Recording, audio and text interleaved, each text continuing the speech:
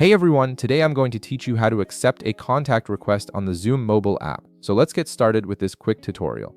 First, open your Zoom app on your mobile device and log in with your credentials. Once you're logged in and the app loads, direct your attention to the bottom right corner of your screen. You'll see 3 dotted lines, which is your menu icon. Go ahead and tap on it to reveal the main navigation options. From the menu that appears, tap on Contacts. This section is where you'll manage all your Zoom connections and networking features, making it easy to stay organized with who you're connected to on the platform. Now, at the top of the contact screen, you'll notice an option labeled Contact Requests. Tap on it to proceed. This is where Zoom stores all incoming requests from people who want to connect with you, whether they're colleagues, clients, or anyone else looking to add you to their network. After tapping Contact Requests, you'll see the same option appear again at the top of the screen. Go ahead and tap on Contact Requests one more time.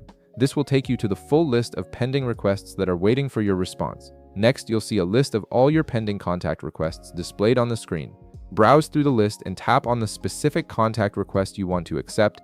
This action will open up the details for that particular request, allowing you to review who's trying to connect with you before making your decision. Once you've opened the request, you'll see an Accept button.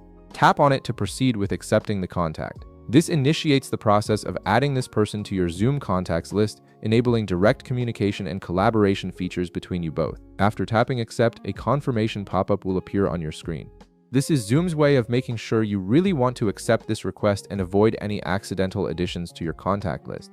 Simply tap Accept one more time on this confirmation pop-up to finalize the process. And that's it. You've now successfully accepted a contact request on the Zoom mobile app, and this person is added to your contacts list. If this video helped you out, be sure to leave a like, subscribe, and I'll see you in the next one.